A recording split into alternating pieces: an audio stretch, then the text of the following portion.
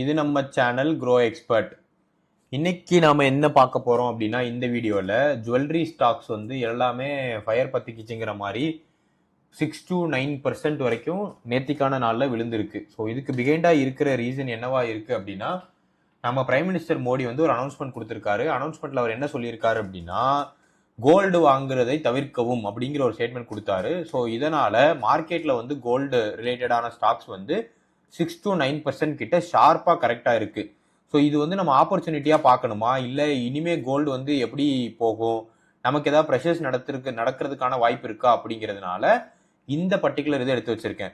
குறிப்பா top 5 companies வந்து நான் எடுத்து வச்சிருக்கேன். டாப் 5 கம்பெனிஸ்ல டைட்டன் வந்து -6% விழுந்திருக்கு, கல்யாண் 8%, தங்கமயில் -5.7%, பிஎன் காதில் அப்படிங்கிற பிஎன்ஜி அப்படிங்கிற ஒரு கோல்டு கம்பெனி, இது மகாராஷ்டிரா பேஸ்ட் கம்பெனி, நான் அதுவுமே இந்த வீடியோல பேசுறேன், -6% விழுந்திருக்கு. பிசி ஜுவல்லர்ஸ் -5%, சென்கோ -9.5% ஓவரால் விழுந்திருக்கு. ஸோ இப்படி இருக்கிற சுச்சுவேஷன்ல நம்ம இதை ஆப்பர்ச்சுனிட்டியா பேஸ் பண்ணி இந்த செக்டாருக்குள்ள என்டர் ஆகலாமா இல்ல வேண்டாம் அப்படின்னு பார்க்கலாமாங்கிறது தான் இதில் பார்க்க போறோம். இவங்க 5 predominant players still PC jewellers இவங்க தான் top 5 in terms of market capital gold ஸ்டாக்ஸ்ல வச்சிருக்காங்க. ஸோ டைரக்டா இப்போ மார்க்கெட் ஸ்டாக்ஸ் பத்தி பார்த்துடலாம். மார்க்கெட்ல பிஎம் வந்து பிரைம் மினிஸ்டர் மோடி வந்து மே 11th வந்து ஒரு அப்பீல் கொடுக்குறாரு. நிறைய அப்பீல் சொல்லிட்டு வராரு. இப்போ இருக்கிற எக்கனாமிக் ரிலீஃபை பண்றதுக்கு, ஒர்க் ஃப்ரம் ஹோம் இந்த மாதிரி நிறைய சொல்லிட்டு வரும்போது அவர் வந்து சிட்டிசன்ஸுக்கு வந்து ஒரு ரெக்கமெண்டேஷன் வைக்கிறாரு. Avoid buying gold for weddings for 1 year. இந்த 1 year வந்து இது கொஞ்சம் தாக்கு பிடிங்கிற மாதிரி சொன்னாரு. இது வந்து மேக்ரோ எக்கனாமிக் கன்சர்ன்ஸ் ப்ரிடாமினா க்ரூட் ஆயில் பிரைஸ்னாலையும் அண்ட் நிறைய இம்போர்ட் டேக்ஸ் வந்து நம்ம கொடுக்கறதுனாலையும், லைக் இம்போர்ட் பண்றதுக்கு நிறைய டாலர்ஸ் ஸ்பெண்ட் பண்றத பேஸ் பண்ணி ஒரு ஸ்டேட்மெண்ட் கொடுத்திருக்காரு. அவர் ப்ரிடாமினா சொன்ன ரீசன் வந்து கோல்டு வந்து வாலட்டைலா இருக்கு, பை பண்ணாதீங்கிறது அர்த்தம் இல்லை. ஃபாரெக்ஸ் ப்ரெஷர் வந்து நம்ம கம்பெனி மேல ஜாஸ்தியா இருக்கு அண்ட் கோல்டு தான் second largest import in terms of இந்தியால இருக்கிறதுனால அவர் வந்து இப்போதைக்கு அதை கொஞ்சம் ஹோல்ட் பண்ணீங்கன்னா கண்ட்ரிக்கு நல்லது அப்படிங்கிற மாதிரி எடுத்து வச்சிருக்காரு. என்னோட பாயிண்ட் ஆஃப் வியூல அவர் மக்களை ரெக்கமெண்ட் பண்றது ஒரு நல்ல இதுதான் நான் பாக்குறேன், பாசிட்டிவா தான் பாக்குறேன். சிட்டிசனா எல்லாருமே கண்ட்ரியோட க்ரோத்துக்கு சப்போர்ட் பண்ணணும், அதுக்கு நம்ம கடமைப்பட்டிருக்கோம். ஜியோபாலிட்டிக்கல் ஸ்ட்ரெஸ் வந்து west Asian region, crude oil tension இதெல்லாம் பேஸ் பண்ணி தான் இந்த ஒரு ஸ்டேட்மெண்ட் அவர் கொடுத்திருக்காரு. கோல்டு ஆல்ரெடி ரெக்கார்ட் ஹைலியுமே இருக்கு, அதுவும் ஒரு முக்கியமான கன்சர்ன் கூட. ஃபினான்ஷியல் இயர் 2026ல கோல்டு வந்து ஆல்மோஸ்ட் 60% கிட்ட ரைஸ் ஆயிருக்கு. இது வந்து ரொம்ப ரொம்ப ரொம்ப ரொம்ப ஹை. அண்ட் இதுவுமே ஜுவல்லரிக்கான stocks already demand for jewellery ஜாஸ்தியா இருந்தாலுமே பீப்புளால போய் பர்ச்சேஸ் பண்ற கெப்பாசிட்டி அண்ட் பவர் வந்து ரொம்பவே டிராப் ஆயிருச்சு. அண்ட் இவர் சொன்ன இந்த ரீசனுமே மார்க்கெட்டை வந்து போட்டு அடின்னு அடிச்சிருக்காங்க. இது இப்பதான் ஃபர்ஸ்ட் டைம் நடக்குதான்னு கேட்டா கிடையாது, இது ஒரு ஹிஸ்டாரிக்கல் பேட்டர்னும் இருக்கு ஆல்ரெடி. அந்த ஹிஸ்டாரிக்கல் பேட்டர்ன் என்னங்கிறத பாத்துடலாம். தோ பிஎம் சொன்ன இம்பாக்ட் பத்தி நான் அனலைஸ் பண்ணி பார்த்ததுல பியர் கேஸ்ல, அதாவது ரொம்ப வேர்ஸ்ட் கேஸ்ல நீங்க பாத்தீங்க அப்படின்னா கோல்டோட டிமாண்ட் வந்து இன்னும் 1 to 2 quarters வந்து கொஞ்சம் சாஃப்டன் ஆகிறதுக்கான வாய்ப்பு இருக்கு. கன்சூமர் சில பேர் வந்து சென்டிமெண்டலி ஓகே இப்போதைக்கு நம்ம இதை பை பண்ண வேணாம் அப்படிங்கிற மாதிரியான கால் எடுக்கிறதுக்கான வாய்ப்பு இருக்கு. அண்ட் அதர் எண்ட் நீங்க பார்த்தனா இந்தியாவோட culture deeply connected to gold jewellery in terms of wedding occasion. எனக்கு தெரிஞ்சு இந்த கேஸ் மூலமா யாருமே வந்து கோல்டை ஸ்கிப் பண்ணிட்டு வெட்டிங் நடத்துவாங்கன்னு எனக்கு தோணல. பட் நான் அதை உங்களோட சாய்ஸ்க்கே விட்டுருந்தேன். இது ஃபர்ஸ்ட் டைம் நடக்கல கோல்டுக்கு. 2013ல இம்போர்ட் டியூட்டிஸை வந்து கவர்மெண்ட் 10% இன்க்ரீஸ் பண்ணிருச்சு ஸ்பெசிஃபிக்கா கோல்டுல. ஸோ இது மூலமா ஜுவல்லரி ஸ்டாக் வந்து 20 to 30% கிட்ட ஓவரால் விழுந்துச்சு. அந்த ஓவரால் இம்பாக்ட்ல சொல்றேன், ஆனா 1 dayல இல்லை. பட் 12 monthsக்கு அப்புறம் இது எல்லாமே ரெக்கவர் ஆயிடுச்சு. கன்சூமர்ஸ் வந்து அந்த புதுசா உள்ள ரேட் கார்டுக்கு வந்து அடாப்ட் பண்ணிட்டாங்க. டிமானிட்டைசேஷன் எஃபெக்ட் இன் 2016 இதனாலையுமே டெம்பரவரியா 15 to 20% ஜுவல்லரி ஸ்டாக் விழுந்துச்சு. 12 to 18 monthsல இந்த ரெக்கவரி நடந்துச்சு. கரண்டா இருக்கிற அட்வைசரிவே நான் எப்படி பாக்குறேன் அப்படின்னா, ஒரு சின்ன இது ஒரு அட்வைசரி தான். ஆக்சுவலா அவங்க எந்த ஒரு பில்லும் பாஸ் பண்ணல, லாவும் பாஸ் பண்ணல, டாக்ஸ் இம்ப்ளிகேஷனும் போடல.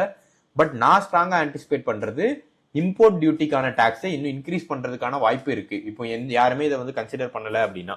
ஸோ அப்படியே இருந்தா கூட ஸ்டில் இது பவுன்ஸ் பேக் ஆகி ரெக்கவர் ஆகுங்கிறது என்னோட ப்ரிடாமினான உண்மை. அதுக்கு நான் ஸ்ட்ரக்சரலா வச்சிருக்கிற ஃபண்டமெண்டல் இது என்னன்னா, வெட்டிங் டிமாண்ட் ஜென்ரலா இந்தியால 10 million வெட்டிங்ஸ் பெர் இயர் நடக்குது. அண்ட் அதுல ப்ரிடாமினா கோல்டு வந்து ஒரு ப்ரிடாமினன்ட் பிளேயரா பிளே பண்ணுது. Gold is always a safe haven bed.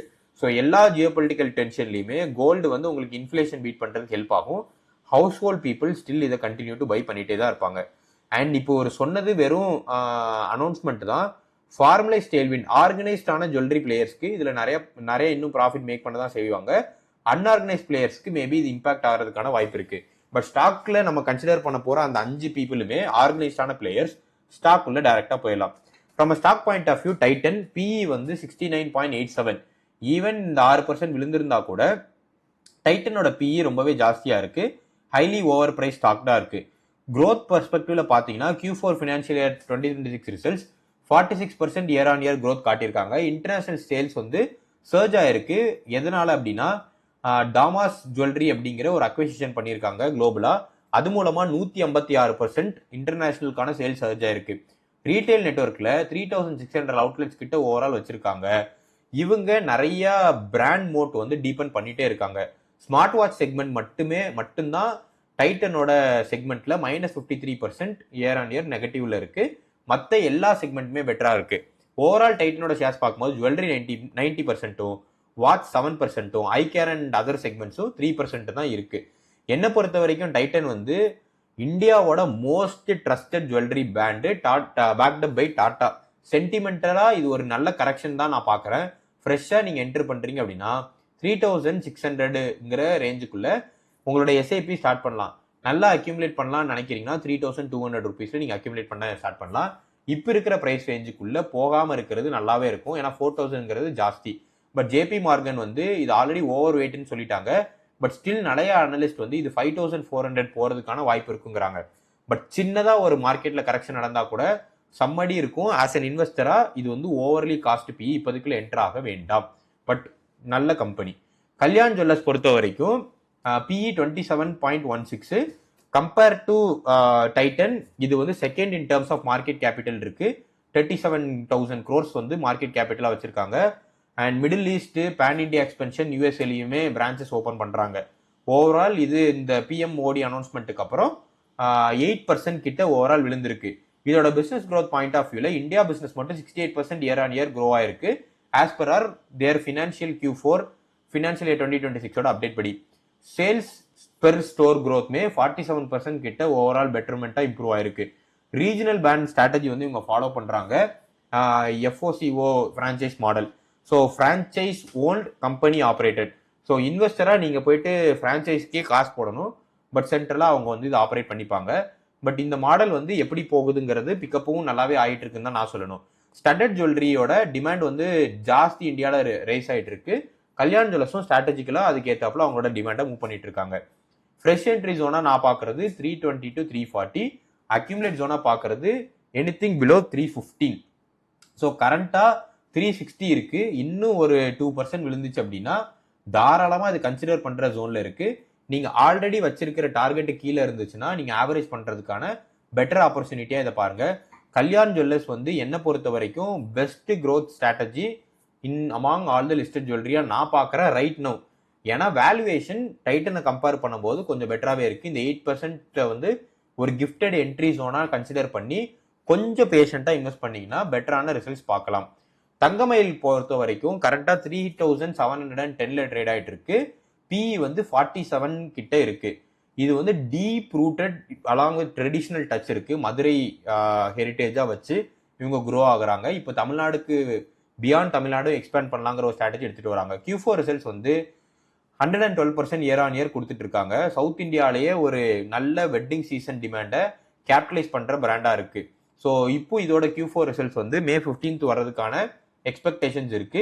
அது ஒரு நியர் டேர்ம் கேட்டலிஸ்டா இருக்கு. Q4 ரிசல்ட்ஸ் நல்லா இருந்துச்சுன்னா ஸ்டாக் இன்னும் பூஸ்டப் ஆகும். Q4 ரிசல்ட் வந்து எக்ஸ்பெக்டடை விட கம்மியா இருந்துச்சுன்னா இப்ப இருக்கிற சுச்சுவேஷன்ல ஸ்டாக்கும் இன்னும் கீழே கம்மியா விழுறதுக்கான வாய்ப்பு இருக்கு.